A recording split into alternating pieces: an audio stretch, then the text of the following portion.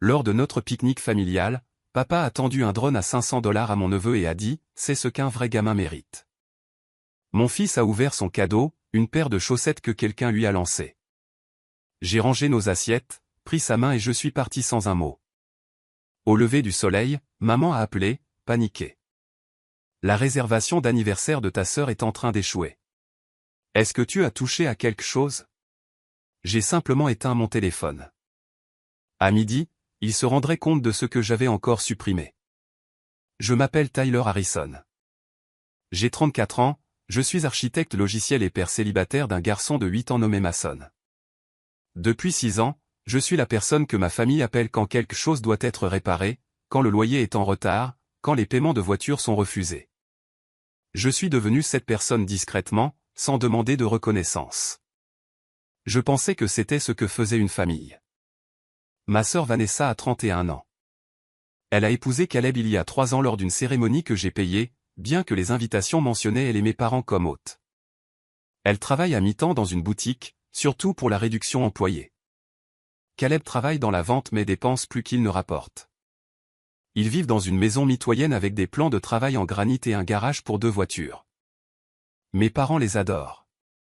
Ils adorent mon neveu Ethan, qui a 6 ans et obtient tout ce qu'il pointe du doigt. Je suis devenu père à 26 ans. La mère de Mason est partie quand il avait 3 mois. Pas de bataille pour la garde, pas d'adresse de réexpédition, juste parti. Mes parents ont dit que c'était une bénédiction déguisée. Ils ont dit que je pouvais maintenant me concentrer sur mes responsabilités. Ce qu'ils voulaient dire, c'est que je pouvais me concentrer sur eux. Lors des dîners de famille, Mason est assis à l'extrémité éloignée de la table. Ethan est assis entre ma mère et mon père. Si Mason parle, quelqu'un parle généralement par-dessus lui. Si Ethan interrompt, tout le monde s'arrête pour écouter. Je me disais autrefois que c'était une coïncidence, que j'en faisais trop avec les places assises et les durées d'attention. Quand Mason a eu 7 ans, je lui ai acheté un télescope parce qu'il adorait poser des questions sur les étoiles. Ma mère l'a vu et a dit que je le gâtais avec des choses qu'il n'apprécierait pas. 2 semaines plus tard, elle a acheté à Ethan une console de jeu parce qu'il l'avait demandé une fois. Je n'ai rien dit. Je suis devenu très doué pour ne rien dire. Il y a 6 ans, mon père m'a appelé à 23 heures. Le paiement de l'hypothèque avait été refusé. Il avait besoin de 4 800 $ d'ici vendredi, sinon ils entameraient une procédure de saisie. J'ai viré l'argent le jeudi. Il m'a remercié et a dit que c'était exceptionnel. Le mois suivant, il a rappelé. C'est devenu un arrangement permanent. J'ai mis en place un virement automatique. Il n'a jamais demandé comment je m'en sortais. Je ne lui ai jamais dit que j'avais arrêté les vacances, que je conduisais la même voiture depuis 9 ans, que j'achetais mes vêtements en déstockage. Vanessa m'appelait à des heures différentes, toujours avec la même tension dans la voix. La réservation au resort nécessitait un acompte. Le paiement de la voiture était en retard. Le remboursement client de Caleb était retardé. Est-ce que je pouvais couvrir juste cette fois? Je couvrais chaque fois. Elle disait toujours qu'elle me rembourserait. Elle ne l'a jamais fait. Je tenais un tableur avec les dates et les montants. Ça ressemblait à recueillir des preuves pour un procès qui n'aurait jamais lieu. Mason m'a demandé une fois pourquoi mamie et papy ne venaient jamais à ces événements scolaires mais allaient toujours à ceux d'Ethan. Je lui ai dit qu'ils étaient occupés. Il a hoché la tête, mais j'ai vu la question rester dans ses yeux. Il a arrêté de demander. Ça a fait plus mal que s'il avait continué. Je pensais que le silence était plus facile que la confrontation. Je pensais que être fiable signifiait être invisible. J'avais tort. Le pique-nique était l'idée de Vanessa.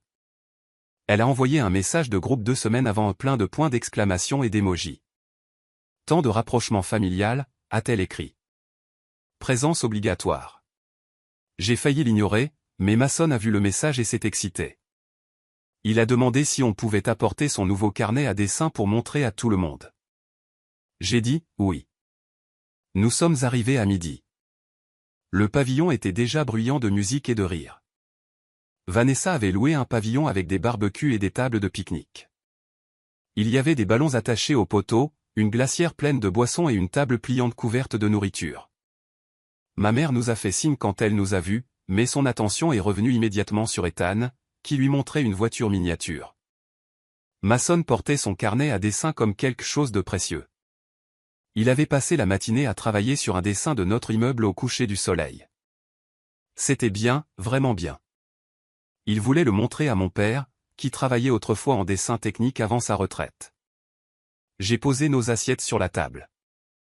Mason se tenait près de mon père, attendant une pause dans la conversation. Mon père parlait avec Caleb d'un tournoi de golf. Mason attendait. Je le regardais balancer son poids d'un pied sur l'autre, le carnet serré contre sa poitrine. Enfin, il y a eu une pause. « Papy, j'ai dessiné quelque chose pour toi », a dit Mason. Mon père l'a regardé, a souri brièvement et a dit « C'est gentil, mon gars. Montre-moi plus tard. » Puis il s'est retourné vers Caleb. Le visage de Mason s'est décomposé. Il est revenu vers moi et s'est assis sans un mot.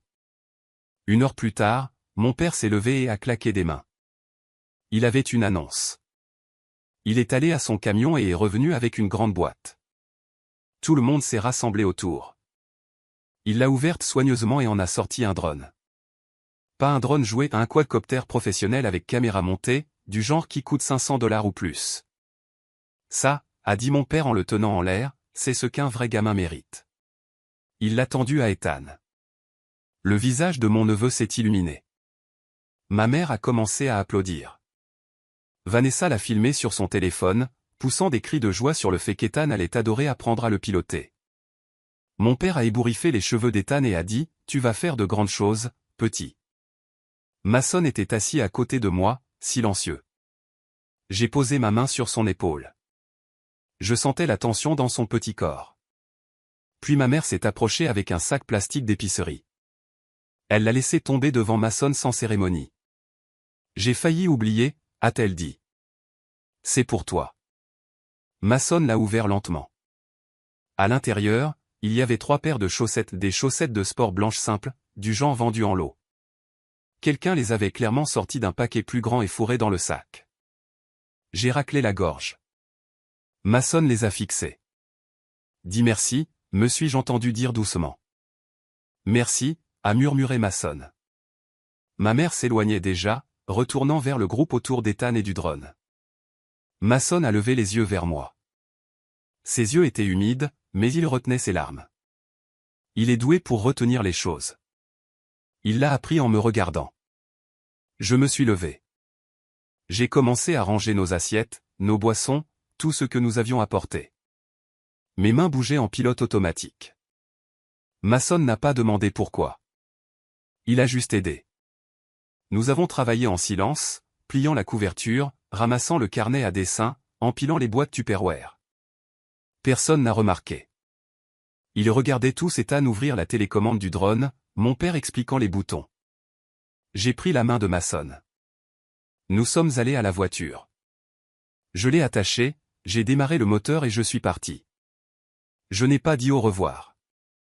Je n'ai pas fait de scène. Je suis simplement parti. Dans le rétroviseur, j'ai vu Mason tenir le sac d'épicerie avec les chaussettes. Il ne pleurait pas. Il regardait par la fenêtre avec une expression que je reconnaissais parce que je l'avais portée pendant des années, la résignation. Le regard de quelqu'un qui sait qu'il ne compte pas. Ce regard a brisé quelque chose en moi que je ne savais pas pouvoir encore se briser. Mason est allé dans sa chambre sans qu'on le lui demande. Il n'a pas claqué la porte, il l'a fermée doucement. La façon dont on ferme quelque chose quand on essaie de ne pas être un fardeau. Je suis resté dans le couloir devant sa porte, à écouter le silence. Pas de pleurs, aucun bruit. C'était pire. Je me suis assis sur le canapé et j'ai fixé le mur. L'appartement semblait plus petit que d'habitude, l'air plus lourd. Je rejouais sans cesse le moment où mon père a tendu ce drone à Ethan. La façon dont il a dit « vrai gamin », comme si Mason était quelque chose de moindre. Mon téléphone a vibré. Un message de Vanessa, « Pourquoi es-tu parti si tôt ?» Grossier à ce point. Je n'ai pas répondu. Un autre message, cette fois de ma mère, « Tu aurais au moins pu dire au revoir. Mason doit apprendre les bonnes manières. » J'ai posé le téléphone face contre la table basse. L'écran continuait de s'allumer avec des notifications. Je les ai toutes ignorées. J'ai pensé au tableur sur mon ordinateur portable, celui que je tenais depuis 6 ans. Chaque virement, chaque dépôt d'urgence, chaque fois que j'avais couvert leurs erreurs, leurs caprices, leurs crises, 195 000 $. Ce chiffre avait augmenté si lentement que j'avais presque arrêté de le remarquer. 5 000 $ ici pour la compte de la maison mitoyenne, 1 200 $ là pour la réparation de la voiture de Vanessa, 4 800 $ chaque mois pour l'hypothèque de mes parents, encore 2 000 $ mensuels pour les dépassements de style de vie de Vanessa, les acomptes de vacances, les dîners d'anniversaire, les frais de maternelle privée d'Ethan. J'avais gardé des traces parce qu'une partie de moi pensait toujours que je pourrais avoir besoin de preuves, des preuves que je n'imaginais pas le déséquilibre, que je n'étais pas déraisonnable. Maintenant, ces preuves ressemblaient juste à un monument à ma propre stupidité. Mason a ouvert sa porte. Il est entré dans le salon en tenant le sac d'épicerie. Il s'est assis à côté de moi et a posé le sac sur la table basse juste à côté de mon téléphone. « Tu crois que papy a oublié ?» a-t-il demandé. « Oublié quoi ? Que c'est mon anniversaire la semaine prochaine. » Je l'avais oublié aussi. Pas la date, je ne pourrais jamais l'oublier, mais j'avais oublié de me préparer à la probabilité que mes parents oublient, que Vanessa oublie, qu'Ethan reçoive un autre cadeau cher un mardi quelconque pendant que Mason n'aurait rien le jour qui comptait. Je ne pense pas qu'il ait oublié, ai-je dit prudemment. Mason a hoché la tête. Il comprenait. Il avait toujours compris trop de choses pour son âge. « Je peux garder les chaussettes ?» a-t-il demandé. « Bien sûr. » Il a repris le sac et est retourné dans sa chambre. J'ai entendu sa porte se refermer encore. Ce même petit clic de quelqu'un qui essaie de ne pas exister trop fort. J'ai ouvert mon ordinateur portable. Le tableur s'est chargé. J'ai fait défiler les lignes, les dates, les montants. Mon curseur planait au-dessus des formules en bas, total payé, total dû, intérêts accumulés si c'était un prêt. Je ne me sentais pas en colère. Je me sentais froid. Il y a une différence. La colère brûle et s'éteint. Ceci était autre chose. C'était de la clarté. J'ai ouvert un nouvel onglet et me suis connecté à ma banque. J'ai regardé la liste des virements automatiques, des paiements programmés, des comptes partagés. Mon nom était sur tout. Leur confort reposait sur mon score de crédit, mon compte d'épargne, mon incapacité à dire non. J'ai pensé au visage de Mason quand il a ouvert ce sac. J'ai pensé au drone. J'ai pensé à 6 ans de paiements invisibles et de négligence visible. Puis j'ai commencé à cliquer. Je me suis réveillé à 5 heures du matin et je n'ai pas pu me rendormir. J'ai fait du café et ouvert mon ordinateur portable à la table de la cuisine. Mason dormait encore. L'appartement était silencieux sauf le bourdonnement du réfrigérateur et le passage occasionnel d'une voiture dans la rue en bas. J'ai d'abord consulté les comptes bancaires. Il y avait 3 comptes joints que je partageais avec mes parents, un compte courant, un compte d'épargne, une carte de crédit où j'étais le titulaire principal et eux utilisateurs autorisés. Je les avais ouverts il y a des années quand mon père avait dit que ça faciliterait les virements. Ça l'avait fait. Ça leur donnait aussi un accès 24 heures sur 24 à mon argent. Je les ai supprimés comme utilisateurs autorisés sur la carte de crédit. Le système m'a demandé de confirmer 2 fois. J'ai confirmé. Ensuite, j'ai fermé le compte courant joint et transféré le solde restant sur mon compte personnel, 812 $. J'avais mis des dizaines de milliers, ils avaient tout pris. Le compte d'épargne avait 40 $ restants. Je l'ai fermé aussi. Ensuite, les virements automatiques, 4 800 $ à mes parents le 1er de chaque mois, 2 000 $ à Vanessa le 15. J'ai annulé les 2. Le système a demandé si j'étais sûr. J'ai cliqué oui. Puis j'ai examiné mes cartes de crédit. Le nom de Vanessa était sur 2 d'entre elles comme utilisatrice autorisée. Je l'ai supprimé. Le nom de Caleb était sur une pour les urgences. Je l'ai supprimé aussi. J'ai changé tous les mots de passe. Je me suis connecté au site du resort où Vanessa avait réservé son voyage d'anniversaire. La réservation était sur ma carte. J'ai reconnu le numéro de confirmation d'un email qu'elle m'avait transféré il y a 3 mois pour me demander de couvrir la compte. Elle avait dit que Caleb me rembourserait. Il ne l'a jamais fait. J'ai cliqué sur « Annuler la réservation ». Le site m'a averti de la politique d'annulation, à compte non remboursable. Je m'en fichais. J'ai confirmé. Un message est apparu, réservation annulée. Acompte perdu. J'ai ouvert mes emails et rédigé un message à ma compagnie d'assurance auto. J'avais ajouté les véhicules de mes parents à ma police il y a 2 ans parce qu'ils avaient dit que c'était moins cher de regrouper. J'ai demandé que les 2 voitures soient retirées immédiatement. J'ai reçu une réponse automatique promettant un rappel dans un jour ouvrable. Puis j'ai appelé mon prêteur hypothécaire. J'étais co-signataire sur la maison de mes parents. Mon père avait eu besoin de mon score de crédit pour qualifier après sa faillite il y a 7 ans. Il avait promis de me retirer du prêt dans les 2 ans. Cela faisait 5 ans. La représentante a répondu. J'ai expliqué que je voulais être retiré comme co-signataire. Il faudra que l'emprunteur principal refinance, a-t-elle dit. Ou vous pouvez demander une libération si certaines conditions sont remplies, mais ce processus prend du temps. Lancez le processus, ai-je dit. Elle a pris mes informations et a dit qu'elle enverrait les documents. Je l'ai remerciée et j'ai raccroché. J'ai regardé la liste que j'avais faite, virements automatiques annulés. Compte joint fermé. Carte de crédit verrouillée. Réservation au resort annulée. Retrait d'assurance en attente. Libération d'hypothèque lancée. Mon téléphone a vibré. Un message de ma mère, bonjour. Peux-tu envoyer le paiement de ce mois quelques jours plus tôt? Nous avons un plombier qui vient. J'ai fixé le message. Mes doigts ont plané au-dessus du clavier. J'ai tapé « non ». Puis je l'ai supprimé. Je n'ai pas répondu du tout. Mason est entré dans la cuisine en se frottant les yeux.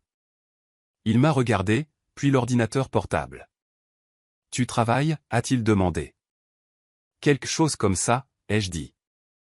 Il s'est servi des céréales et s'est assis en face de moi. Il n'a pas posé plus de questions. Il a appris à ne pas le faire. J'ai fermé l'ordinateur portable. Le travail n'était pas fini, mais il était commencé. Demain, il remarquerait. La semaine prochaine, il paniquerait. Je n'allais pas les prévenir. Je n'allais pas expliquer. J'allais juste laisser les lumières s'éteindre. Les coups ont commencé à 18 heures. J'étais en train de préparer le dîner quand je les ai entendus. 3 coups secs, une pause, puis 3 autres. J'ai regardé par le Judas.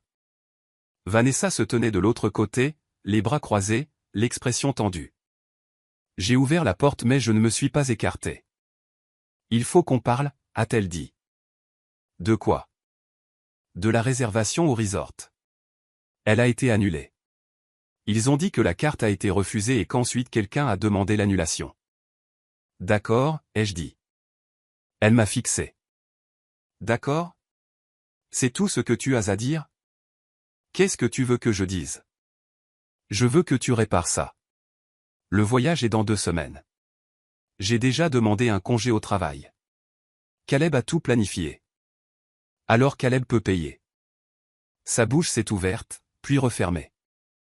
Elle m'a regardé comme si je venais de parler une langue qu'elle ne comprenait pas. Tu es sérieux là? A-t-elle demandé.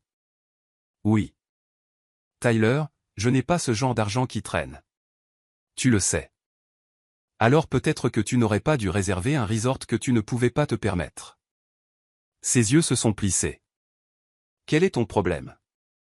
Tu agis bizarrement depuis hier. Tu es juste parti du pique-nique sans rien dire. Maman est contrariée. Papa pense que tu fais une sorte de crise. Je vais bien. Tu n'es clairement pas bien. Tu es égoïste et mesquin à cause de quoi? Parce qu'Ethan a eu un plus beau cadeau que Mason? Grandis. La vie n'est pas juste.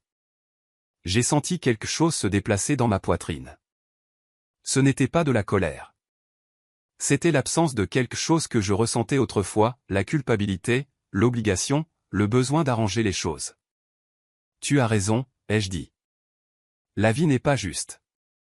Alors je vais arrêter de faire semblant qu'elle l'est. Qu'est-ce que ça veut dire? Éclaircissement de gorge, ça veut dire que j'en ai fini. Fini avec quoi? Fini de payer pour ta vie. Elle a ri. C'était un rire aigu et amer. Payer pour ma vie? Tu donnes un coup de main de temps en temps.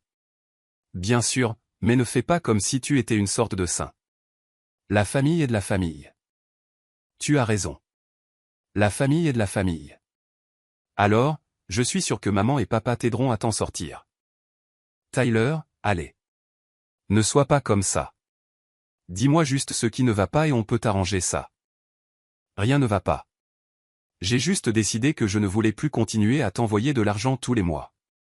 Tu ne m'envoies pas d'argent tous les mois. Je suis allé à mon ordinateur portable, j'ai ouvert le tableur et j'ai tourné l'écran vers elle. Elle s'est penchée et a plissé les yeux sur les chiffres. C'est quoi ça? 6 ans de paiement, date, montant. 4800 $ par mois à maman et papa, 2000 $ par mois pour toi, plus les urgences, plus les acomptes, plus la station balnéaire, le mariage, les réparations de voitures, les frais de scolarité. 195 000 $. Son visage est devenu pâle. Elle a fait défiler les lignes lentement, son doigt tremblant légèrement. C'est insensé. Tu as gardé une liste comme un usurier. J'ai gardé des traces. Tu es libre de contester n'importe lequel des montants. Je ne conteste rien. Je dis que c'est faux. Nous sommes une famille. On ne tient pas de compte comme ça. Tu as raison. Je n'aurais pas dû tenir de compte. J'aurais dû simplement dire non dès le début. Elle a reculé. Son expression est passée de la confusion à quelque chose de plus froid. Alors quoi? Tu nous coupes les vivres? À cause d'un pique-nique? Parce que Mason a eu des chaussettes et Ethan un drone? Non. Parce que tu lui as jeté ses chaussettes, éclaircissement de gorge, comme s'il ne valait pas l'effort de les lui tendre. Parce que papa a dit que ce drone était ce qu'un vrai enfant mérite, comme si mon fils n'était pas réel. Parce que pendant 6 ans j'ai été la raison pour laquelle tu as une maison en ville, une voiture, des vacances et des voyages d'anniversaire, et tu ne me vois même pas. Ce n'est pas juste. Tu as raison. Ce n'est pas juste. Elle a ouvert la bouche pour dire autre chose, mais aucun mot n'est sorti. Elle est restée là, sa main agrippant le cadre de la porte. Il faut que tu partes maintenant, ai-je dit. Tyler, attends. J'ai fermé la porte. Elle a frappé à nouveau, plus fort cette fois, et a appelé mon nom. Je suis retourné à la cuisine. Finalement, les coups ont cessé. J'ai entendu ses pas s'éloigner dans le couloir. Mason se tenait dans l'embrasure de la porte de sa chambre. Tante Vanessa est fâchée? Oui, ai-je dit. C'est ok? Je l'ai regardé. Oui, c'est ok. Lundi matin, j'ai pris un jour de congé personnel au travail et je l'ai passé à organiser des documents. J'ai sorti les relevés bancaires remontant à 6 ans. J'ai imprimé les journaux de transactions, les confirmations de virement et les reçus de dépôt. J'ai créé des dossiers pour chaque catégorie, hypothèque, paiement de voiture, carte de crédit, services publics, vacances et dépenses diverses. L'imprimante a tourné pendant 40 minutes. La pile de papier a grandi en une petite montagne sur mon bureau. J'ai perforé chaque section et je l'ai mise dans un classeur à 3 anneaux avec des onglets étiquetés. Ça ressemblait à quelque chose qu'on apporterait à une audience au tribunal. Peut-être un jour je le ferai. J'ai rappelé la compagnie d'assurance. La représentante a confirmé que les véhicules de mes parents avaient été retirés de ma police. Elle m'a demandé si je voulais annuler la police entièrement ou la garder active pour ma propre voiture. Je l'ai gardée active. Elle m'a remercié pour mon affaire. Ensuite, j'ai appelé la compagnie de service public. Les comptes d'eau et d'électricité de mes parents étaient à mon nom parce que leur crédit les avait disqualifiés pour ouvrir de nouveaux comptes 3 ans plus tôt. J'avais accepté d'être titulaire du compte tant qu'ils payaient les factures. Ils ne l'ont jamais fait. Je les payais tous les mois par prélèvement automatique lié à mon compte courant. L'agent du service client a répondu. J'ai expliqué que je voulais fermer les 2 comptes. Vous déménagez, a-t-elle demandé. Non. Les résidents à ces adresses ne sont plus ma responsabilité. Elle a marqué une pause, puis a dit qu'elle traiterait la demande. Les comptes seraient fermés à la fin du cycle de facturation. Je l'ai remercié. J'ai ouvert mes emails. Il y avait 12 messages non lus, 4 de Vanessa, 3 de ma mère, 2 de mon père, 1 de Caleb, 1 d'un cousin que je n'avais pas parlé depuis des années, et 1 d'un numéro inconnu. Je n'en ai ouvert aucun. Je les ai tous sélectionnés et déplacés dans un dossier que j'ai étiqueté « Traité ». Puis j'ai rédigé un email à mon avocate. Je n'avais pas d'avocat familial, mais j'avais une amie de l'université qui pratiquait le droit des contrats. J'ai expliqué la situation en points, hypothèque co-signée, 6 ans de paiement non documenté, aucun accord signé, besoin de conseils sur la suppression légale des obligations. Elle a répondu en moins d'1 heure. Elle a dit qu'elle examinerait mes documents et programmerait un appel plus tard dans la semaine. Elle a aussi dit que je devrais envisager d'envoyer une lettre formelle de mise en demeure si le harcèlement s'intensifiait. Je l'ai remerciée et j'ai dit que j'attendrais de voir comment les choses évoluaient. Je suis allé à la banque en personne. J'ai demandé des relevés imprimés pour tous les comptes où mes parents ou Vanessa avaient été utilisateurs autorisés. La caissière a demandé si tout allait bien. J'ai dit que oui. Elle a imprimé les relevés et me les a remis dans une enveloppe scellée. Sur le chemin du retour, je me suis arrêté à une étude de notaire. J'avais rédigé une lettre la veille au soir, une simple déclaration indiquant que je révoquais tout soutien financier et demandant le remboursement des soldes impayés. J'ai fait constater ma signature par le notaire. Elle l'a tamponnée et me l'a rendue. Ça semblait officiel. Ça semblait définitif. Quand je suis rentré, Masson était assis à la table de la cuisine en train de faire ses devoirs.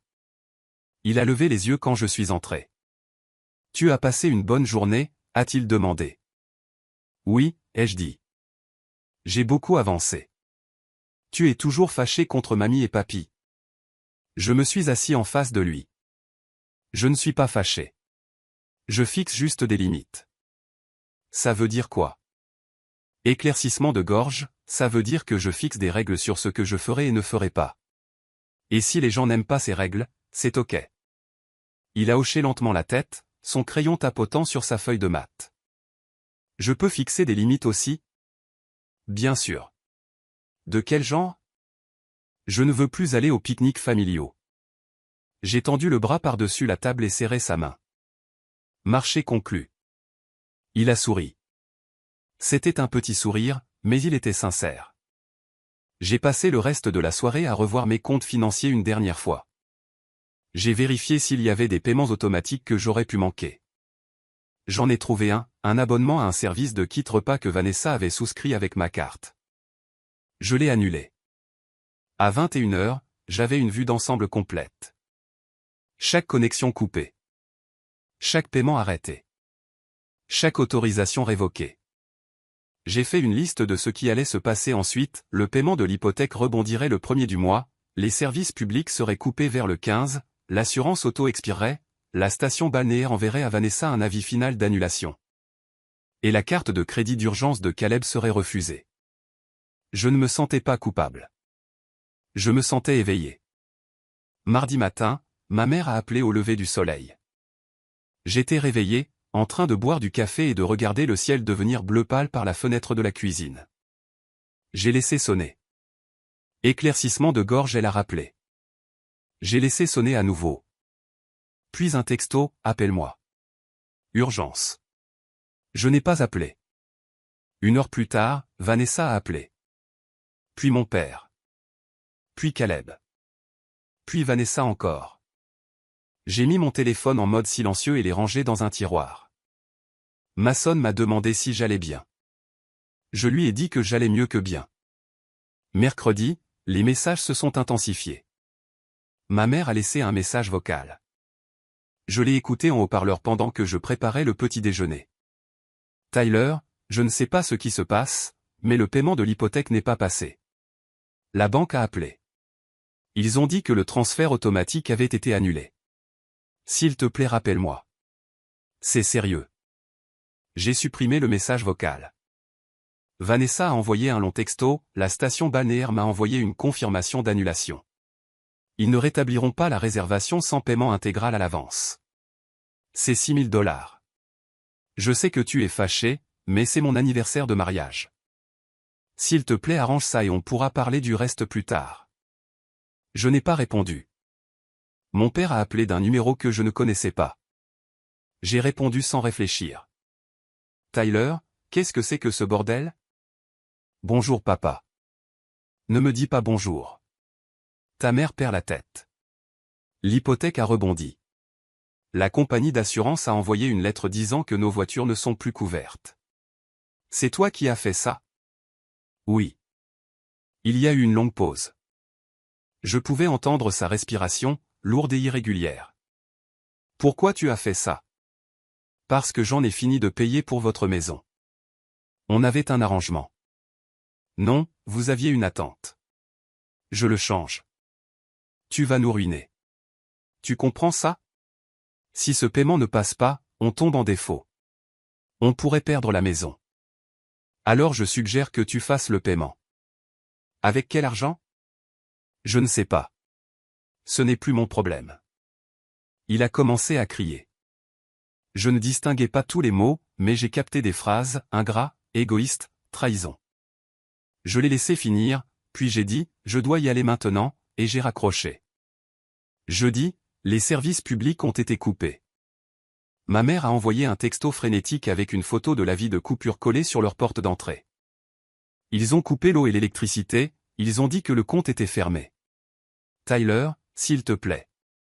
On ne peut pas vivre comme ça. J'ai pensé à Mason ouvrant ce sac de chaussettes.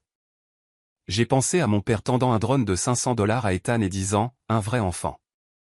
J'ai remis mon téléphone dans le tiroir.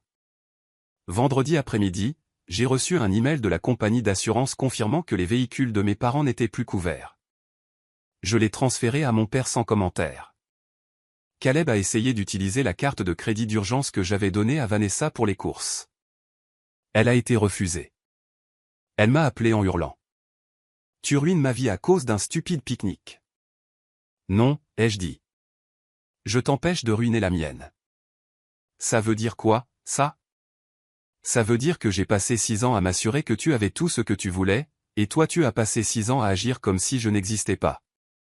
Je corrige le déséquilibre. Tu es fou. Peut-être, mais je ne paye plus tes factures non plus. Elle a raccroché. J'ai préparé le dîner. Mason a demandé si on pouvait aller au parc après manger. J'ai dit oui. Samedi matin, mon téléphone a vibré avec un texto de groupe. C'était d'une cousine, Laura, que je connaissais à peine. Le message était adressé à toute la famille, quelqu'un peut expliquer ce qui se passe. Maman a dit que l'électricité d'oncle Jeff et tante Diane est coupée et que le voyage d'anniversaire de Vanessa a été annulé. Il s'est passé quelque chose? J'ai attendu. Personne n'a répondu pendant 10 minutes. Puis Vanessa a écrit, demande à Tyler. Laura m'a envoyé un message privé, qu'est-ce qui se passe? J'ai répondu, j'ai arrêté de payer les dépenses de tout le monde. Ils sont fâchés. Tu payais leurs dépenses depuis 6 ans. Ils ne l'ont remarqué que quand j'ai arrêté. Elle a renvoyé 3 points d'interrogation, puis, waouh. Je n'ai pas répondu. Je n'en avais pas besoin. À midi, mon père s'est présenté à mon appartement. Je l'ai vu par le Judas, debout dans le couloir les bras croisés. Je n'ai pas ouvert la porte. Il a frappé pendant 5 minutes, puis il est parti. Dimanche, le château de cartes a vraiment commencé à s'effondrer. Ma mère a appelé depuis le téléphone d'un voisin. J'ai répondu parce que je ne reconnaissais pas le numéro. Tyler, s'il te plaît, on te supplie. Remets juste les services publics. On s'occupera du reste. Les comptes sont fermés. Je ne peux pas les rouvrir.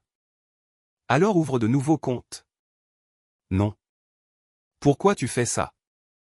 Parce que vous avez donné des chaussettes à mon fils et appelé mon neveu un vrai enfant. Parce que vous avez pris presque $200 000 de moi et n'avez jamais dit merci une seule fois. Parce que je ne veux plus être invisible. Elle est restée silencieuse longtemps. Puis elle a dit, on ne savait pas que tu te sentais comme ça. Vous n'avez pas demandé. J'ai raccroché. J'ai bloqué le numéro du voisin. Mason et moi sommes allés au cinéma. On a pris du popcorn et des bonbons. On s'est assis dans la dernière rangée et on a regardé des super-héros sauver le monde. Quand c'était fini, il a demandé si on pouvait faire ça toutes les semaines. J'ai dit oui. 3 semaines après le pique-nique, la maison de mes parents est entrée en pré-saisie. Je l'ai découvert via une recherche d'archives publiques, pas par eux. Ils ont arrêté d'appeler après la première semaine. Vanessa a envoyé un dernier texto, j'espère que tu es heureux. Je n'ai pas répondu.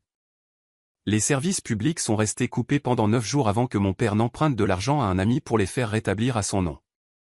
Son score de crédit a chuté à cause du paiement d'hypothèque manqué. Je le savais parce que j'ai vérifié l'état du prêt co-signé en ligne. Le prêteur m'a envoyé un avis sur le retard. Je l'ai transféré à mon avocate. Le voyage d'anniversaire de Vanessa n'a jamais eu lieu. Elle a posté un message vague sur les réseaux sociaux à propos de « changements inattendus » et de « besoin de reporter ». Les commentaires étaient pleins d'émojis compatissants. Personne ne connaissait la vraie raison. Caleb a essayé de m'appeler une fois d'un numéro que je ne connaissais pas. J'ai répondu et il s'est lancé dans un discours sur la loyauté familiale et le pardon chrétien. Je l'ai laissé parler 2 minutes, puis j'ai dit « Je suis athée et tu me dois 8 000 $. Et j'ai raccroché. Ma cousine Laura m'a recontacté.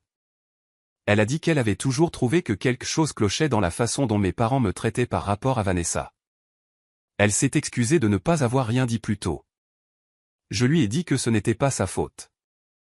On a pris un café. C'était agréable de parler à quelqu'un qui ne voulait rien de moi. Mason a commencé à sourire plus. Il a arrêté de demander pour les événements familiaux. Je l'ai inscrit à un cours d'art le week-end. Il a fait une peinture d'un coucher de soleil et l'a accroché dans sa chambre. Il a dit que c'était sa chose préférée qu'il ait jamais faite. J'ai reçu une lettre du prêteur hypothécaire de mes parents. Il poursuivait la saisie. En tant que co-signataire, je pouvais être tenu responsable du solde restant si la maison se vendait à moins que ce qui était dû. Mon avocate a dit que j'avais des options. Je lui ai dit d'explorer toutes. J'ai aussi commencé une thérapie. La thérapeute m'a demandé pourquoi j'avais attendu si longtemps pour fixer des limites.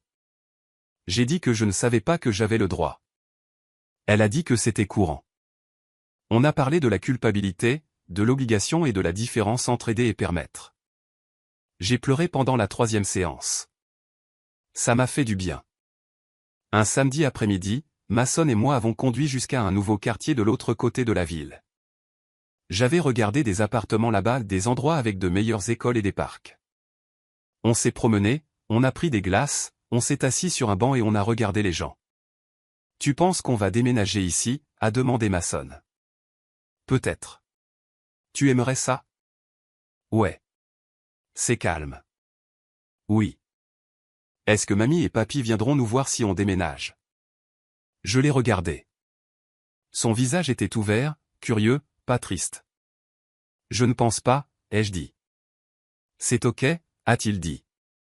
On n'a pas besoin d'eux. Il est retourné à sa glace.